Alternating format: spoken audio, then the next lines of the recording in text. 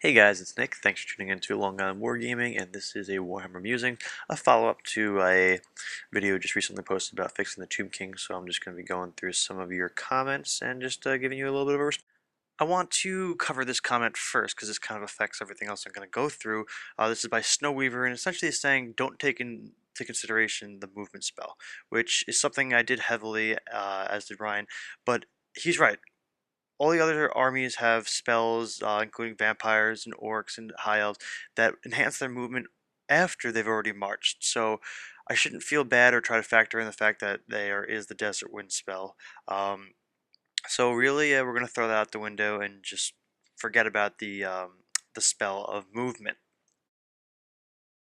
So first up, we got Newt Pond Skipper. Why not just make them able to march within 6 inches of a character with My Will Be Done? Honestly, the only thing that the Desert Wind spell needs is that the lore attribute should be able to affect units in close combat. Also, healing 1 wound per spell for a character, um, and for Construct would be nice. Uh, yeah, more than 1 wound for Animated Construct would be cool, because I think they can only recover 1 a phase, I believe. And the heroes would be nice too. This way, your heroes that are so important in this army, because you need them for basically everything, it would be nice if they recovered some wounds too, because at this point, I don't believe they do. It's just the unit recovers D3 wounds plus 1. Um, the My Will Be Done thing is pretty cool. I do like that.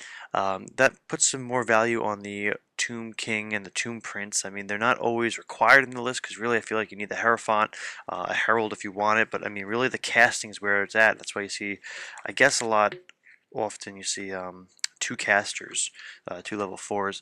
Uh, so that would be interesting. My Will Be Done. There needs to be some sort of aura, I agree, where it's a radius of something like 6 or 12 inches or 9 inches that affects units. So that's a good idea. I do like that. That would work. Suki says let them march within their king, which is a pretty cool idea. This is similar to the vampire counts, where within 12 inches of their general, the undead get to march. And the undead or the vampires also have a movement spell that allows them to make a full 8-inch move. So again, going back to the first comment, don't worry about the spells because everyone's got a little something, and the Tomb King's one isn't really that great. It only allows them to move 8 altogether instead of just the 4 in their regular movement phase since they can't march. But I do like this idea. It could be the king, or it could be the Tomb Prince or the Tomb King. I don't know if it necessarily needs to be the general, because the Hierophant's got to be the general, so we can go with the Tomb Prince, Tomb King, which puts more value on them, kind of like Newt Pond Skipper's idea. So I do like that. So maybe based more with the heroes, it's not a bad idea. Land of Mert says, you think the biggest problem with Tomb Kings is their lack of movement? I don't see how getting crappy skeletons into combat to die faster actually helps them. Mounted skeletons and chariots already move fast, granted not as fast as other cav, but still. That being said, I like the Winds of Magic system movement best. Desert Winds could work like Hand of Cork. So if you don't know what the Winds of Magic is referring to, feel free to watch the first video, but one idea we had was having Winds of Magic affect movement, which is cool because they're kind of based on the fact that magic is what's keeping them alive and moving. But I haven't played enough Tomb Kings, Land of Mer, to know what their problems are, besides the fact that they're just not a competitive army, at least in my opinion. Um, but from a Skaven perspective, I like to march up my crappy stuff, for example, slaves, or in this case, skeletons, and make sure that they're locking something in combat or screening something or redirecting something. And I can't do that if they're only moving 4 inches a turn, where my slaves, I can get a unit of 50, 10 inches off the battlefield, get them where they need to be, and get them in the way. So I think movement does play a fact, especially since I don't think the Tomb King shooting is that great. So I feel like even though skeletons are crappy stat-wise, I would want to get my skeletons just into combat, because even if you bring in a nice brick of 50 of them in rank and file, due to instability, they're going to slowly grind away and get killed because their stats suck, but at least they're keeping something else busy. Land of Mert also shares that he does not like idea number 1, which was just straight up letting the army march, which is understandable. Doing the area of effect march near the Lich Priest, he agrees with, which is stated above and below. And that would be with, I don't know, Land of Mert, feel free to leave your comments, but what about if it's within the radius of a My Will Be Done character? So right now, a lot of character heavy ideas are really suggested or liked. So let's move on to the next set of comments. Lucas says, I like the Winds of Magic idea. Maybe something like this. Higher Winds of Magic roll equals the number of units affected. Lower is additional distance moved. That is really cool. I do like that. You must end this move within 1 inch of another unit, so you can essentially not charge. So let's say an average roll is 3 and a 4, so a 7. Or let's just say, yeah, so 4. So the higher Winds of Magic roll is the units that get affected. So 4 units can move, and the lower is distance rolled, distance moved. So 4 units can move 3 inches. That's pretty cool. You roll 4 and a 5. 5 units will get to move 4 inches, which is cool. But then again, you roll 6 and a 6. 6 units get to move 6 inches. So I think it's pretty cool. It's great that it can't be a charge. And like he says, it is fairly simple and easy to remember. I like it. Winds of Magic can drive this army because they're undead. They're here because of the magic. So yeah, that's something. Let me know what you guys think about that one.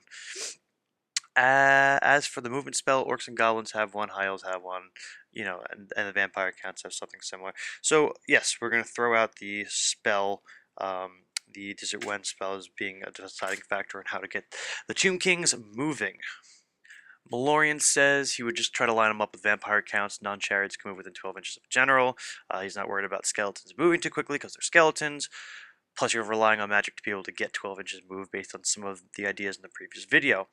Um, the Winds of Magic movement idea is interesting, but probably too outside of the box, but it would be interesting to see how it's play out.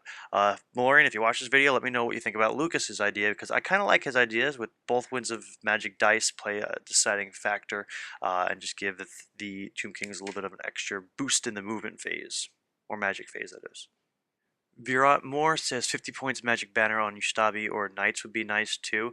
Yeah, why not? I mean, Ustabi I'd preferably would never use. I just don't like their stats and their abilities for 50 points.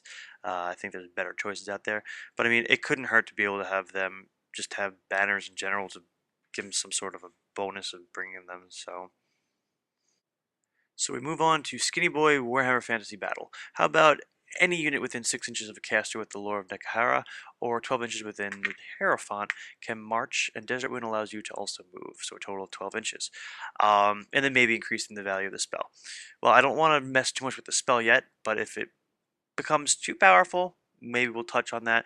But 6 inches within a caster of Nehekar, which is cool because then bringing a level 2 of Nehekar wouldn't be, the end of the world if he's outside of the 12-inch bubble from the Hierophant. But I like this. I mean, I like the Winds of Magic idea, which some people do, some people don't. But the fact that this army already relies so heavily on the heroes, let's, increase the necessity of the heroes and allow them to be even more impacting on the army. I like that idea too. The only thing is a hero can be taken out so easily, especially with, say, death magic or even cannons if you fail your look out, sir. So, yeah, I think that works. So.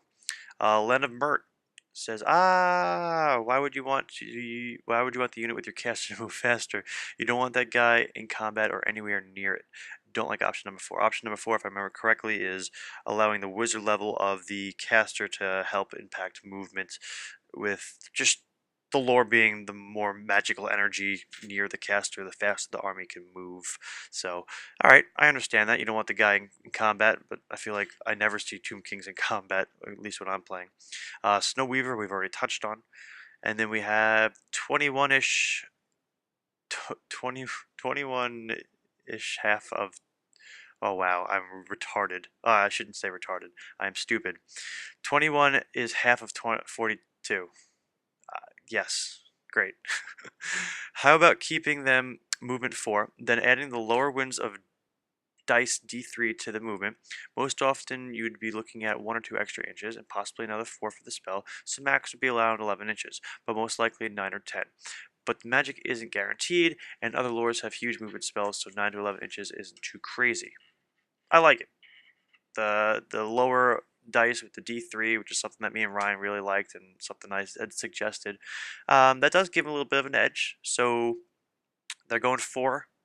You roll an average of a 2 on a D3, so they're going 2 more inches, and then we'll go ahead and get the Winds of Desert Winds spell off, which is not always going to happen, but if it goes off, great. They're now moving 4, 6, 10 inches, which is nice.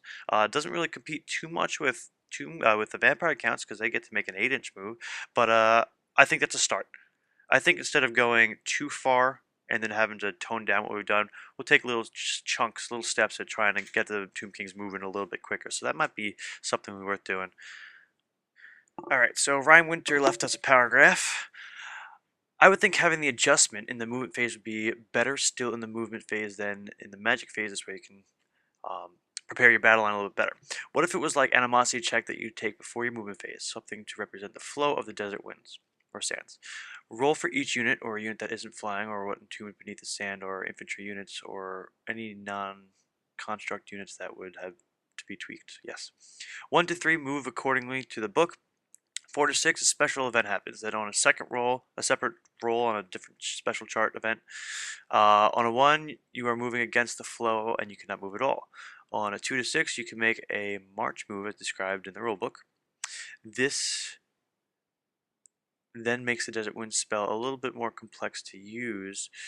Do you use it to further drive a couple units even farther ahead, or do you use it on units that got left behind to keep your battle line how you want it to be? Very complex. I like it. I'm into crazy stuff like this. I'm not sure what other people will think though, because this when you start making charts to roll on, people usually get a little finicky about how they, you know, I don't know, just rolling on charts. I like it. I like the idea. It just sometimes gets a little bit complex, and then you have to balance it. But definitely an interesting idea where it runs like animosity, where you have to go ahead and see what happens at the beginning of each turn. That's cool. I like it. Um, it's not as I mean I think I like the Winds of Magic or the hero stuff better, but definitely something to look into. And or anyone leave comments below on Ryan Winter's idea. So we'll collapse that and move on to Peter Magro's post. I like the idea of a minor movement buff. It should be minor, as I agree, it should be minor. It is in the first turns that the movement is all crucial. Just to get a boost, turn 1 would do much. Like you can sacrifice Paradise for a movement boost, like Bretonia. Move second, but then have movement +1 for the first turn, or +2, but not have their movement doubled for March, I guess. So that's interesting. Take turn 2, but get a little bit more of a movement towards the beginning. Interesting. I like the sacrificing Paradise. I like that because I feel like you're already sacrificing Paradise when you're doing Desert Wind spell. But how would that work? Sacrifice dice for movement. Um, what, sacrifice like a power dice and say everyone within 12 inches gets to move an inch? Up to, you could sacrifice up to 4 dice, I guess. That would be cool. And then do we still have the Desert Wind spell, or do you let Desert Wind stack on top of that? I don't know. Interesting idea. We'll move on to Hellcare X26. Sorry if I butchered that. We just play it that the BSB comes with a banner that has the effect of Desert Wind bound within it. You can always change the banner to something else if you pay the cost. BSB is 24-point upgrade plus the 50-point Desert Wind banner equals 100 points. That's interesting. That brings the I think it's the Herald it's called to the back into the lists, because I guess not everyone brings a BSB, since all it really does is help you not take 1 wound. But interesting. That's kind of with the other idea of getting the heroes all involved in the army. This way it's not just the Hierophant, you got some Tomb Kings or the Herald. So interesting, I like it. That's definitely the direction I'm trying to go in. So the last 2 comments we have, Stephen Walker, try playing the casting values of Lore of Nehek cut down by 2 for the lower value and 4 for the higher one. Try a game like that and watch as they become more in line with the rest of the armies.